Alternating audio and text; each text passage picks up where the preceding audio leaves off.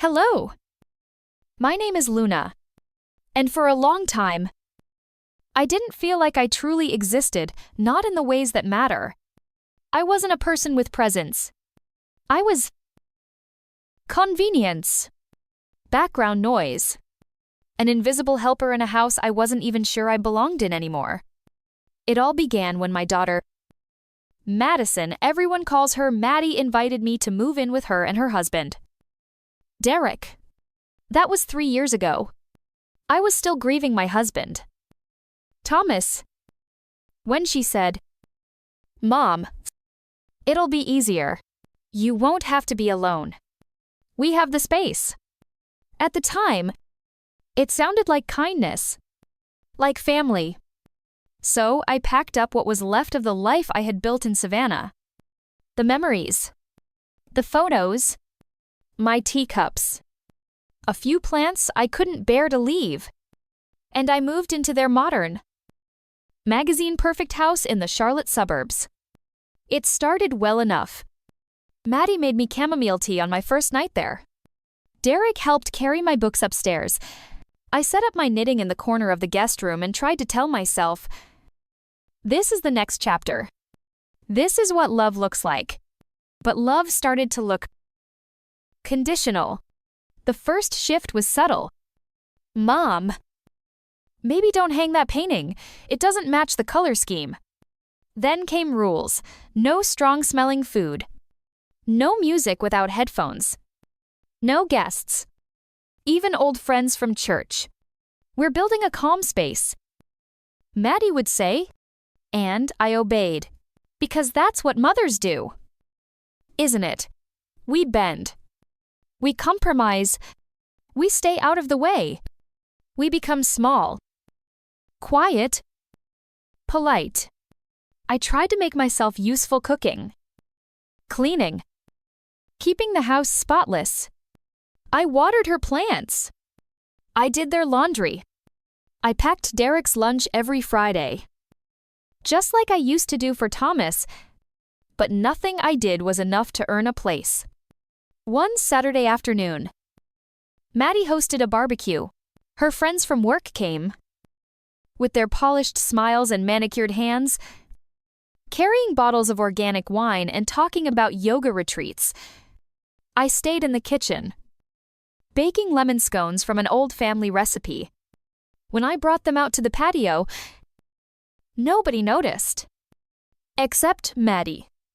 She took one look at me and, with a little laugh, said to her friend, "Oh, that's just my mom. She kind of stays here like part of the furniture."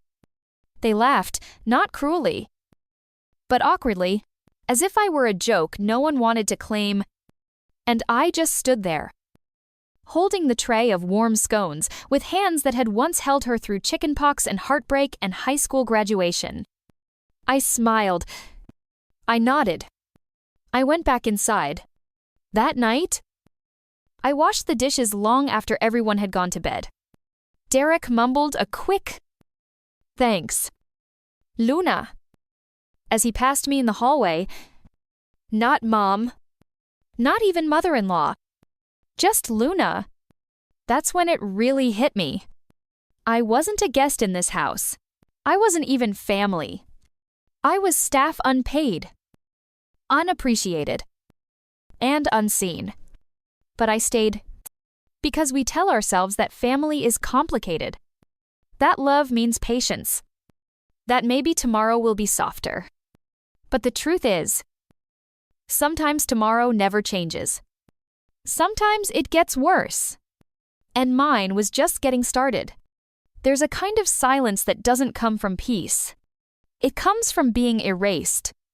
At first, I thought I was just being sensitive. Maddie had always been particular, even as a child. She'd line up her crayons by color and throw tantrums if her socks didn't match. But this was different. This wasn't just preference, it was control. "Mom." I read an article about air quality. She said one day, waving her phone like it was a court summons. "No more frying fish. Okay, the smell lingers, so I stopped. Another time, I made gumbo Thomas's favorite. The spices filled the house, and for a moment, I felt like myself again, like home was something I could recreate with enough paprika and bay leaf. Maddie walked in and wrinkled her nose. This isn't a diner. Mom. She didn't say thank you. She never did. Then came the sound rules. No TV after Nipe. M. No music without headphones. No loud phone calls. Derek's sleep schedule is delicate. She explained. Apparently, my voice was disruptive. Even laughter became something I had to keep to myself. And I obeyed. I obeyed when she replaced my tea kettle with an electric one because whistling is a bit much. I obeyed when she took down my framed wedding photo from the hallway and said, "It's a little depressing." Don't you think I even obeyed when she boxed up my books and said she'd declutter the space for a cleaner energy flow? What space my world had shrunk to a single room and a single roll be useful? Be silent. But silence is funny, it lets you hear things people think you'll never catch. One night, I crept downstairs to warm up some milk. My knees ached. I walked slowly. In soft slippers, the kitchen lights were off. But I heard voices from the living room. She's always here. Maddie said, "She's your mom." Derek replied, quietly, "She's exhausting." She snapped, like emotional clutter. Just always. Hovering, I stopped in the hallway, my hand frozen on the railing. Emotional clutter. That's what I had become to her, not a mother. Not a human being, with stories and losses and wisdom. I was an old sweater that didn't fit anymore. Something to be boxed away and forgotten. I backed up the stairs without a sound, sat on the edge of my bed, and let the stillness wrap around me like a shroud. I didn't cry. I didn't confront her. I just sat there, my mind spinning in a quiet rage. The next morning, I made her favorite chai oatmeal, out of habit. I sprinkled a little cinnamon heart on top. She didn't notice. She never noticed. Because to notice would mean remembering that I was someone before I was her emotional wallpaper. That I had a name. A pest. A voice. The house was spotless. But something had begun to rot, something deeper than any spilled milk or forgotten laundry. Love isn't supposed to feel like suffocation. It isn't supposed to come with a schedule or a silence clause.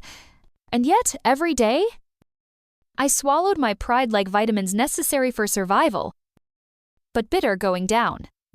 Still, I held on. I told myself, she's busy. She's stressed. She doesn't mean it. But there's only so many times you can shrink yourself before you vanish. And one day, I realized I wasn't disappearing. I was being erased. It happened on a Wednesday. The kind of day that doesn't warn you anything is about to change. The sky was blue. The birds were singing. And the dishwasher had just finished its cycle. I was folding towels in the laundry room, hers. His. Mine all lined up and neatly pressed. Like I had done for years. That's when Maddie walked in with a leather folder tucked under her arm and a smile that didn't reach her eyes. "Hey!" "Mom," she said, too brightly. "Do you have a second?" "Of course," I replied, wiping my hands on my apron. That's what mothers do, we make ourselves available. Even when the conversation is already tilting in someone else's favor. She sat across from me at the kitchen table and opened the folder with a slow, deliberate motion. "So, I've been looking into some financial things," she began. "You know, just to make things easier for everyone." I nodded cautiously. "What kind of things?" "Well," she continued, I'm the house in Savannah. It's just sitting there. It would make more sense if it were in my name. For tax purposes, you'd still live here. Of course. Nothing would really change. Something in me clenched. The house she was referring to wasn't just property. It was the last place I had truly belonged. The last thing Thomas and I had built together with our own hands. The porch we painted, the soil we planted, the floors we danced on when we were too broke to afford going out. I looked her in the eye. I don't think that's necessary. Her smile tightened. It's just a signature. Mom, you wouldn't have to do anything else. I said no. Her hands stiffened around the folder. She stood abruptly, muttered fine, and walked out. I thought that would be the end of it. I was wrong. A week later, my phone rang. It was the bank. They had questions about a mortgage application, one I had supposedly submitted. Only I hadn't. After a tense conversation and a few transferred calls, the truth unspooled like thread from a torn hem. Maddie had used forged documents to try to secure a loan against the Savannah house. She had listed herself as the owner and fine Tinasate, and Kroblevin had claimed I was under her care, that she was managing my finances. There, in PDF format, was her signature, my daughter's name swearing she had inherited my home. It wasn't a mistake. It wasn't a misunderstanding. It was betrayal. That evening, I confronted her. I didn't raise my voice. I didn't cry. I stood in the same kitchen where I had once taught her to stir cookie dough and said quietly, I spoke to the bank. I know what you did. She didn't flinch. She poured herself a glass of cucumber water and took a sip like I had just commented on the weather. You shouldn't be snooping around in things you don't understand. She said, I understand perfectly. You tried to steal the house. She rolled her eyes. You don't work. You don't contribute. You just exist. Mom? That word hit me like ice water. Exist. Not live. Not belong. Just occupy space. She stepped closer, her tone sharp. Let me make this simple. Either you sign the deed over or get out. And if you don't, I'll call the police and tell them you're trespassing. And right then, standing on tile I had scrubbed 100 times, I realized something terrifying. She wasn't bluffing. This wasn't frustration. This was strategy. My daughter didn't just want me out. She wanted everything. I didn't sleep that night. Not a single minute. I sat at the edge of the bed in the tiny guest room. The same bed Maddie had picked out for me, too firm. Too small. Like everything else in this house. I stared at the ceiling, counting the slow rhythm of the fan blades turning above me. But no amount of spinning could calm the storm rising inside. She had crossed a line. She thought I wouldn't notice, that I wouldn't fight back, that I had grown too old, too tired, too grateful for scraps of kindness to defend what was mine. She was wrong. At exactly 3:07 a.m., I stood up, not out of rage but clarity. For the first time in a long time, I remembered who I was before she forgot. I opened the closet slowly. Tucked into the back was a suitcase I hadn't touched in years. I laid it on the bed and packed only the essentials, a few clean outfits, my passport, the small silver frame with a photo of Thomas and me on our wedding day, and a stack of documents, birth certificates, marriage licenses, and most importantly, the title deed to the Savannah house. I held it in my hands for a long moment. She thought it was hers. She thought I had given up. But that paper was the truth. My name was still on it. Always had been. Just before dawn, I sat at the tiny desk by the window and wrote a note. Maddie, I don't hate you. But I won't beg for space in a home I paid for with my life. I have nothing left to give. And nothing left to ask? Mom, I left it under the porcelain teapot she always ignored on the counter. Then, without looking back, I walked out the back door for the last time. The morning air was crisp, tinged with the scent of early spring jasmine. It reminded me of the porch Thomas and I used to sit on after dinner, holding hands, watching the neighborhood grow quiet as the stars came out. I rolled my suitcase down the sidewalk in silence, past trimmed lawns and houses that all looked the same. But I wasn't going to just disappear. No. I checked into a small roadside motel about 15 miles away. It wasn't glamorous, but it was clean. And most importantly, mine, even if only for the night. I sat on the edge of the bed, staring at the muted glow of late-night infomercials. And for the first time in years, I exhaled without permission. At 9:45 a.m., I walked up the porch steps of a small bungalow in Asheville, surrounded by citrus trees and wind chimes. Jack Callahan opened the door, still wearing his robe and reading glasses. Luna, he blinked. You look like you haven't slept in a year. Maybe I haven't, I replied, almost smiling. Jack had been Thomas's best friend. He was at our wedding. He held my hand when Thomas was dying. And he was still here. Thank God.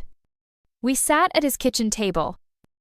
Old hardwood stained with years of coffee and ink. I laid out every document, one by one. Jack looked through them silently, then shook his head. She tried to take this from you. She almost did.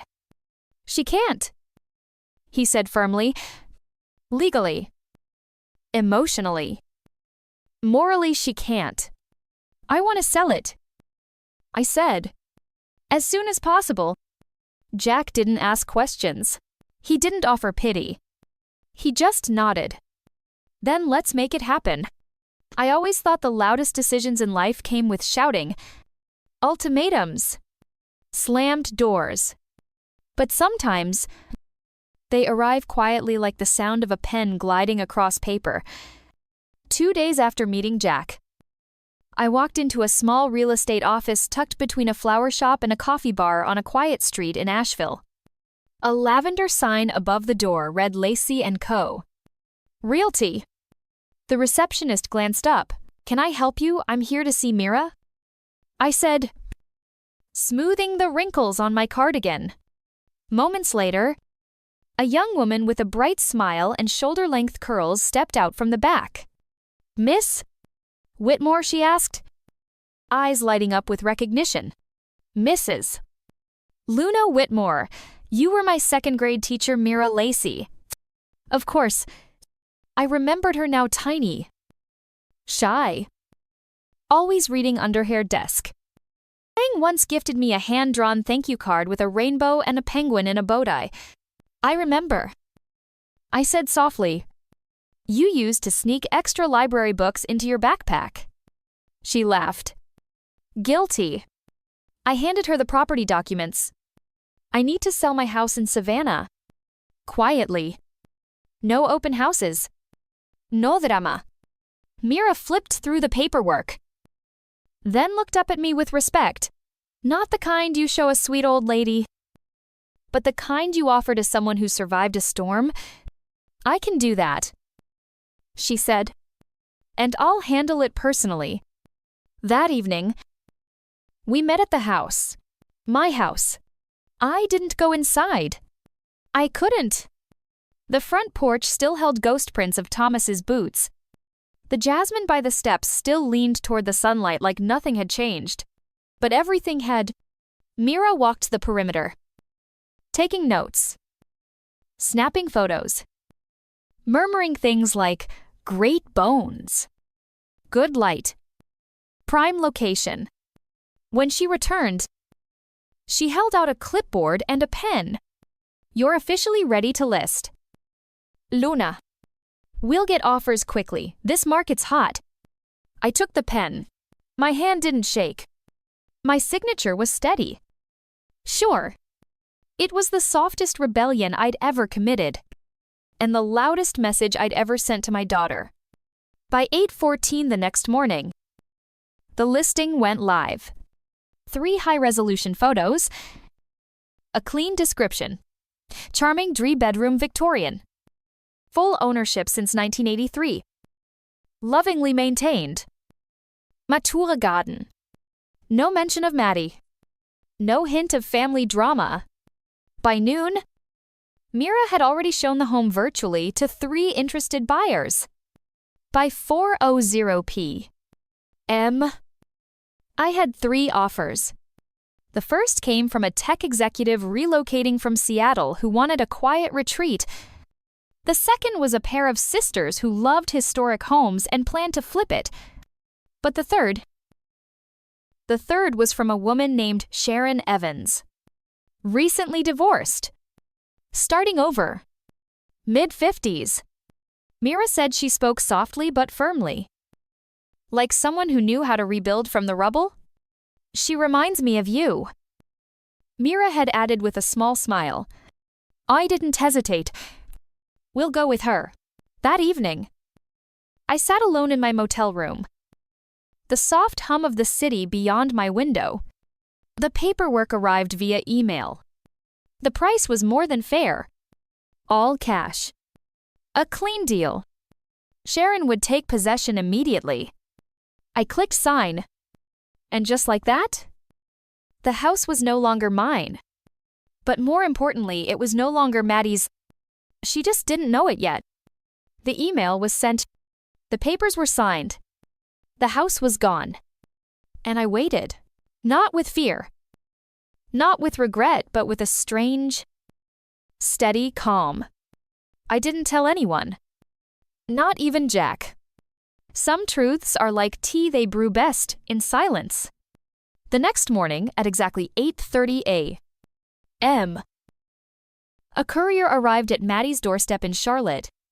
He rang the bell and handed over a certified envelope with my full name printed clearly in the return address Luna G. Whitmore. Inside, Maddie would find the signed, notarized deed transferring full ownership of the Savannah house to Sharon Evans. A formal notice of termination of tenancy. Effective immediately. Giving her 7 days to vacate. A printed copy of the real estate closing documents. Proving everything had been handled lawfully. She had no legal claim. No loophole. No warning. Just consequences. I imagine the moment unfolded in slow motion, the sound of the envelope tearing. The flicker of confusion. Then panic. I wasn't there. But I didn't need to be. At 9:14 a.m., my phone buzzed. Maddie calling. I let it ring. A minute later, she tried again. And again. By the time I had finished my coffee, she had called 7 times and sent a single text. Mom, what are you doing? You can't sell the house we live here. Are you losing your mind? Call me. But I didn't lose my mind. I reclaimed it. Around noon, Mira called me. So, your daughter just left me a voicemail, she said gently. She tried to claim there was a mistake, that she's the rightful owner. Mira's voice was calm. Professional. I told her all documentation is on file with county records. That you're the sole legal owner. That the sale is final. I exhaled. Eyes closed. The pressure in my chest easing like a valve slowly released. By dinner, Maddie had called 24 times. No voicemail. No apologies. Just digital pounding on a door I no longer lived behind. And Derek, he didn't say a word. From what I later heard through Mira, who had a cousin in Charlotte, Derek packed his things 2 days later and left. No yelling. No drama. Just a duffel bag. A quiet goodbye. And a final sentence that, apparently, hung in the air like smoke. I didn't know you'd go that far. Maddie stood in the driveway that afternoon, surrounded by suitcases and silence. Her lipstick too bright. Her smile too tight. The neighbors peeked through blinds and murmured behind garden hedges. She's getting evicted. One whispered, "No, she's squatting," said another. Can you believe it? That house was in her family, and now she got kicked out by her own mother. Somewhere between the folded whispers and the screech of suitcase wheels, the truth settled like dust. She had gambled with arrogance and lost to silence. That weekend, she rented a moving truck. Alone. I wasn't there to watch her leave, but I imagined it, her pacing the porch, waiting for a miracle, a change of heart, a mother's forgiveness delivered with open arms and warm cocoa. But forgiveness, like respect, has to be earned. By the time she rolled the last suitcase down those steps, she wasn't just losing a house. She was losing the one person who had held space for her long after she stopped making room for me. And I had no more rooms left to give. It was nearly 9:00 p.m. when the knock came. I had just poured myself a cup of mint tea, fresh leaves from the little herb box I kept on the balcony. The city lights of Asheville glowed below me, flickering like distant candles. My new apartment wasn't grand, but it was mine. Quiet, clean, peaceful. I wasn't expecting company. I rarely did anymore. The intercom buzzed. I walked to the screen and pressed the button. The camera blinked on. There she was. Maddie. Her makeup was smudged, hair tangled, coat too thin for the chill in the air. She looked nothing like the polished, curated version of herself she always presented to the world. She looked human, small, lost. She buzzed again, then knelt on the concrete sidewalk, folding her hands together like a child in prayer. "Mom," she whispered into the speaker. "I'm sorry. I didn't move." She glanced up at the camera, her breath visible in the cold. "Please, just let me in. Just for a little while. I have nowhere to go." The silence between us was so thick, I could hear my own pulse becrusader and to cobbles loschen was bekrachten. She waited. I stepped out onto the balcony, still holding my tea. The breeze brushed past me gently, as if asking, "Are you sure Maddie looked up and saw me?" Her face changed, lit with that dangerous, flickering thing called hope. I stared at her for a long moment. This girl, this woman I had once held as she cried through scraped knees. Middle school heartbreak. College rejections. I had stood beside her through every storm. But some storms you build yourself. I didn't raise my voice. I didn't cry. I simply said, calm and clear, "Don't ever think you can trick an old woman, especially your own mother." She blinked. I took a slow sip of my tea. Then, just before stepping back inside, I added softly, "No one bathes in the same river twice." Her eyes widened, then lowered. She understood. The door wouldn't open. The past wouldn't rewrite itself. This wasn't punishment, it was consequence. I pulled the curtain shut and returned to my chair. I didn't watch her walk away. I didn't need to, because I had already left her long before she ever showed up at my door. There's a certain kind of pain that doesn't ask for revenge, it simply asks for distance. And I had finally given myself that gift. The apartment was quiet again, except for the gentle clink of my spoon against the ceramic. The city buzzed faintly outside, somewhere far below. Maddie's footsteps would eventually retreat, swallowed by the hum of traffic and the sound of her own regret. I didn't feel triumphant. I wasn't proud. I was just free.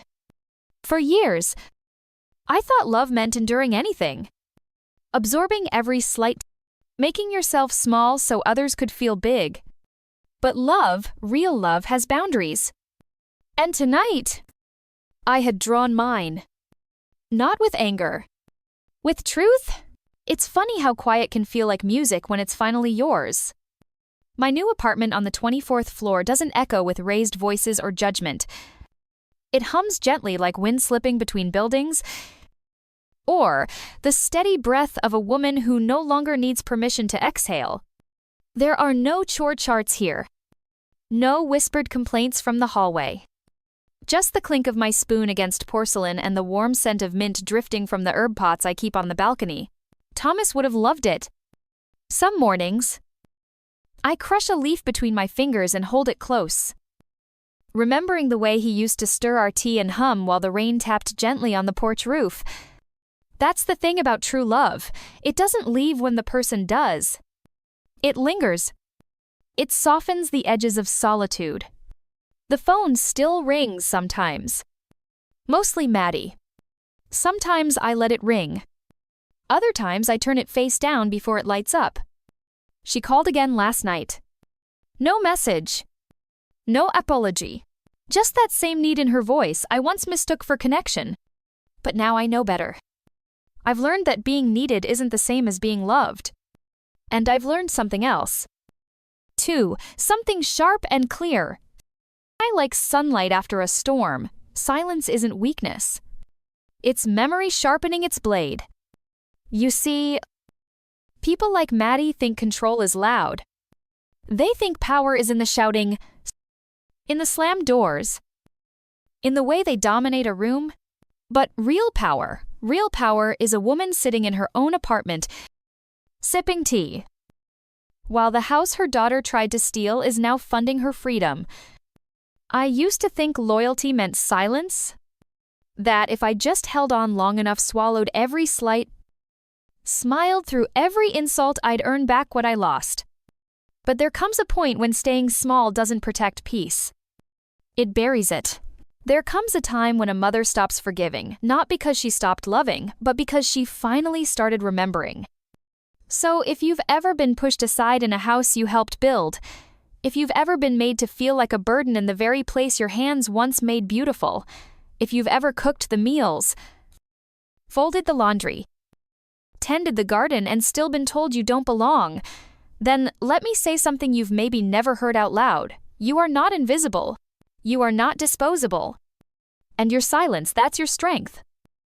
Not your shame. I didn't scream. I didn't slam the door. I signed my name. I remembered what was mine. And I took it back. So now? I sit here on a balcony that overlooks the city skyline, towers glowing like paper lanterns in the dusk, and I drink my tea slow. I read books. I listen to Billie Holiday. I plant basil and lavender and remind myself that this, too, is a kind of justice. I don't know if Maddie will ever understand what she lost, but I know exactly what I gained. And if you, dear listener, have a story like mine, you know this, you don't have to shout to be heard. You just have to remember